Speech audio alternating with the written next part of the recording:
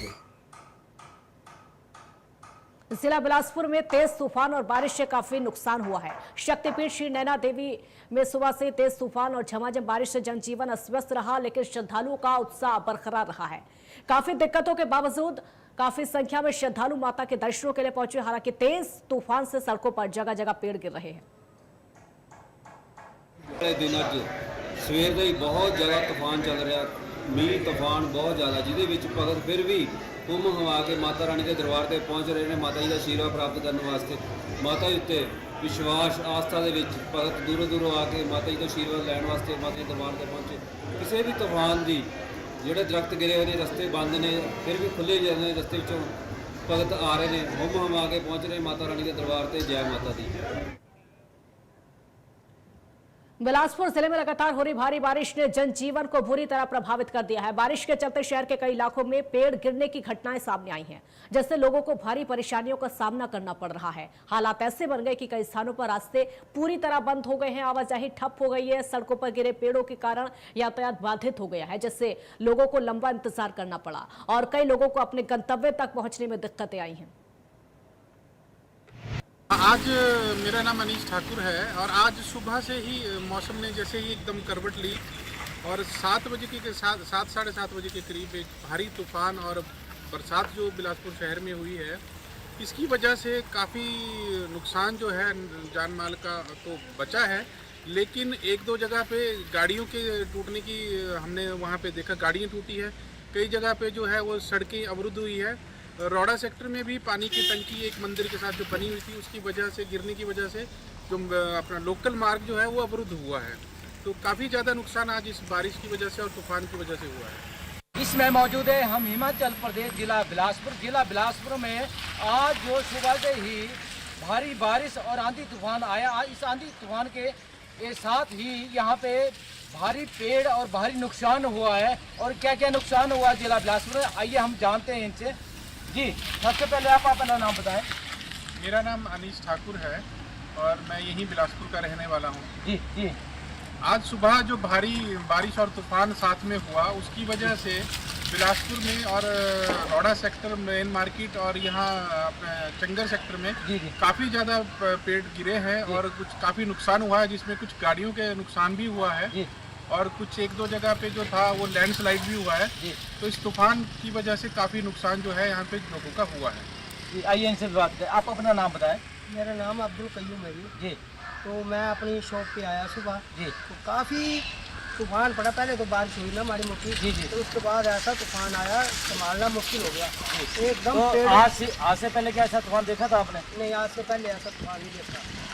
ऐसा रुख मोड़ा था, बस पूछो मत आप। तो क्या आपका कोई नुकसान हुआ यहाँ पे, जान का कोई नुकसान हुआ? जान माल का कोई नुकसान नहीं हुआ, बस सामान के ऊपर पेड़ के वगैरह गिर गए और मेरे को भी थोड़ी सी लगी है डाले के साथ। मैं भी अंदर बैठा था तो फिर भागने की मौका नहीं मिला, तो भागा बड़ी मुश्किल से। तो इस तरह से जो जिला बिलासपुर में देखा गया है कि काफ़ी जगह पे काफ़ी नुकसान हुआ है और जो कई जगह जो वहाँ पे जो मार्ग है, चाहे नेशनल हाईवे है चाहे जो दूसरे रोड है, कहीं ना कहीं अवरुद्ध हुआ है और उनको प्रशासन द्वारा जो है खुलवाने की कोशिश की जा रही है। इंडिया न्यूज बिलासपुर धर्म 17 मई को बिलासपुर जिले के 3 नगर परिषद और 1 नगर पंचायत को लेकर चुनाव आयोजित होने वाले और वहीं कई वार्डों पर होने वाले नगर निकाय चुनाव के मद्देनजर नामांकन पत्र दाखिल करने का आखिरी दिन है, जिसको देखते हुए सुबह 11 बजे से दोपहर 3 बजे तक भाजपा और कांग्रेस समर्थित उम्मीदवारों समेत अन्य निर्दलीय उम्मीदवारों ने भी नामांकन दाखिल किया। वहीं बात करें नगर परिषद बिलासपुर की, तो नामांकन के आखिरी दिन अपने प्रत्याशियों को प्रोत्साहन देने के लिए भाजपा विधायक त्रिलोक जम्वाल और पूर्व विधायक बंबर ठाकुर भी नगर परिषद के नामांकन हॉल में मौजूद रहे। आज जितने भी हमारे भाजपा समर्थित उम्मीदवार इस नगर परिषद के चुनावों में उतरे हैं, उन सब ने अपने अपने नामांकन पत्र दाखिल किए हैं। मैं उन सबको बहुत बहुत शुभकामनाएं देता हूं। साथ ही साथ मैं शहरवासियों से भी विनम्र विनती करता हूं, अपील करता हूं कि प्रदेश सरकार की नीतियां जो पिछले 3.5 वर्षों से आम जन को परेशान कर रही है, उन सारे विषयों को ध्यान में रखते हुए और शहर के विकास के लिए ये सभी भाजपा समर्थित उम्मीदवारों को अपना आशीर्वाद दें। हम सब जानते हैं कि पिछले 3.5 वर्षों से जो प्रदेश में सरकार चल रही है, उस सरकार ने 10 प्रकार की गारंटियां प्रदेश की जनता को दी थी जब वो चुनाव में उतरे थे। चाहे महिलाओं को 1500 रुपए देने की बात थी, चाहे 100 रुपए लीटर दूध खरीदने की बात थी, या 2 रुपए केजी गोबर खरीदने की बात थी, या 5 लाख युवाओं को रोजगार देने की बात थी, चाहे 300 यूनिट बिजली फ्री देने की बात थी।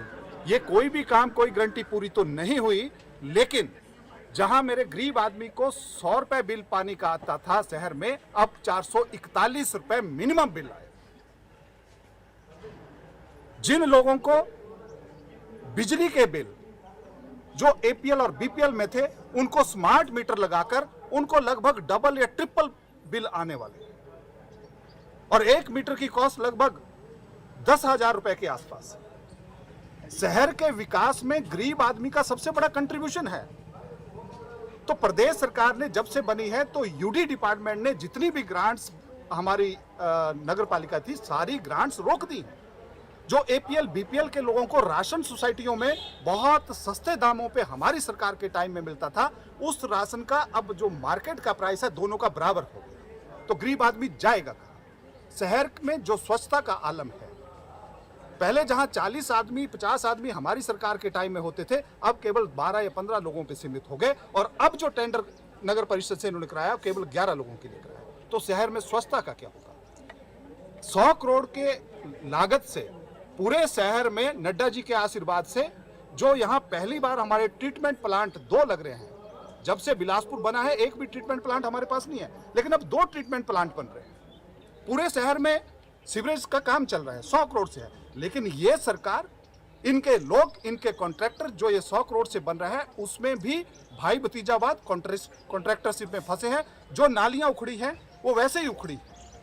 मैंने ये विधानसभा में भी उठाया था, और मैंने कहा था कि जो बाहर से कंपनी आई है, उसका कार्यालय किसके ऑफिस में। तो इसलिए शहर में जो हम केबल बिछाने का काम कर रहे थे, जो सेंटर ने हमें केबल के लिए पैसा दिया था, वो इनको स्मार्ट मीटरों में लगा है। केवल डेरा में केबल डली है, लेकिन बाकी जगह नहीं डली। जो हमारा लगभग एक बड़ा स्विच यार्ड यहाँ बन रहा है, जो अपना हम बना रहे हैं, सेंटर ने हमें पैसा दिया, लेकिन प्रदेश सरकार उसको भी नहीं करना चाह रही। बेहतरीन लोगों ने अप्लाई किया है, और इस बार 11 की 11 सीटें जीती। और किस तरह के सरकार के कार्य रहे हैं, और किस मुद्दों को लेकर जनता के बीच जाएंगे? हम जिन उम्मीदवारों को छांट करके लाए हैं, वो उम्मीदवार अपने आप में हीरा है, हीरा है ना। तो हीरे के आगे कोई टिकने वाला नहीं है, इसलिए हमारे सारे हीरे जीतेंगे। और इस बार ये रिकॉर्ड बनेगा पूरे हिमाचल प्रदेश के अंदर कि हम सभी सीटें जीतने जा रहे हैं। कौन से मुद्दे रहने वाले सर इस बार चुनाव में? मुद्दे हमने काम किए यहाँ पे, जो हमने यहाँ पे पार्क भी बनाए हैं। भारतीय जनता पार्टी का रही यहाँ पे नगर परिषद, पार्कों को रंग तक नहीं करा सके, वो पेंट नहीं करा सके, उनकी मरम्मत नहीं करा सके। झूले बनाए लगे हैं जो जिनमें बच्चे जो है वो स्कूल से आने के बाद, आराम करने के बाद जो है पार्क में जाते हैं, वो कई टूट फूट गए, उनकी मरम्मत तक नहीं करा सके। सड़कें कच्ची पड़ी रहे, उनको ठीक नहीं करा सके, वो हमने PWD से ठीक कराई। इससे बड़े मुद्दे क्या हो सकते हैं, है ना। तो इसलिए इनके 3 MP और 1 MLA यहाँ पे मौजूद है। विकास निधि का RTI में को पता करना है, RTI में आपको पता चल पड़ेगा। विकास निधि में 1 रुपया भी उन्होंने नहीं दिया। ये तो हमने DMFT से, माइनिंग से, चीफ मिनिस्टर साहब से, DC को बोल करके माइनिंग का पैसा यहाँ पे दिया, तब हमने काम किया। बाकी जो स्टेट गवर्नमेंट की तरफ से फंड आता है म्यूनसिपल कमेटी को अलग है, इसके बावजूद हमने वो करके अब NUL हम यहाँ पे लाए। हर घर को मकान, हाउस फॉर ऑल, ये स्कीम हम लेके आए, मेरे समय में आई है और आज तक चल रही है। ये बताएं उसमें क्या इजाफा किया उन्होंने। 2.5 लाख रुपए हम लोगों को मकान बनाने के लिए दे रहे हैं। ये कमलेंद्र कश्यप जी हमारे उपाध्यक्ष रहे हैं, इनके नेतृत्व में बहुत विकास बिलासपुर शहर के अंदर। वो जब ये उपाध्यक्ष थे, अध्यक्ष थे, तो लगातार जो है 6 बार चुनाव जीते हैं, अब फिर हैट्रिक बनाने जा रहे हैं। तो इनके नेतृत्व में बिलासपुर शहर में जो विकास हुआ, आज उसका परिणाम है कि बीजेपी को कैंडिडेट ढूंढ के नहीं मिल रहे हैं। 3 कैंडिडेट तो बीजेपी कांग्रेस से ले गई है ना, और वो भी एक को तो मैंने पार्षद बनाया था नॉमिनेट, जब मैं MLA था, अनिल हैप्पी जी, उनको मैंने नॉमिनेट पार्षद बनाया था। लेकिन अब वो बोलते हैं कि भाई नॉमिनेट बड़ा था, लेकिन मैं अब चुनाव के माध्यम से जाऊंगा। बीजेपी ज्वाइन कर ली, कांग्रेस के लोगों को ले रहे हैं, बीजेपी के अंदर आदमी नहीं मिला इनको वहाँ पे। और जो गए उनको भी मैं कहना चाहूँगा कि आप पार्षद तो हमने बनाए थे, फिर वहाँ पे आप पार्षद बनाने के लिए चले। पर अच्छी बात है, क्योंकि वो गरीबों के पास जाते नहीं थे। अब कम से कम जो है तो आलीशान कोठरी का मालिक जो है वो वाल्मीकि समुदाय के गरीब तबके के पास जो है चाय पानी पीने के लिए पहुँचेगा तो पहुँचेगा, ये भी देखेंगे हम। तो कम से कम ये सरमाएदार और गरीब लोगों की लाई है, देखेंगे गरीबों के पास कौन जाता है। तो वो सीट भी हम भारी बहुमत से जीत रहे हैं और उनकी जमात जब्त होगी, देखना आप।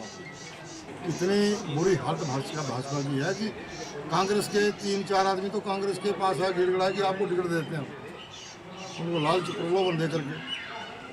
पैसा इनके पास बहुत है, ऐसा कई कुछ जुगाड़ कर रहे हैं, लेकिन इसके बावजूद इनको इस बार मुँह की खानी पड़ेगी और हम सारी सीटें जीतेंगे यहाँ पे 11 की 11। और एक इतिहास बनेगा। और कमलेंद्र कश्यप जी हमारे बिलासपुर के लीडर हैं, इनके नेतृत्व में ये चुनाव होगा और देखेंगे कि रिकॉर्ड बनेगा। और वही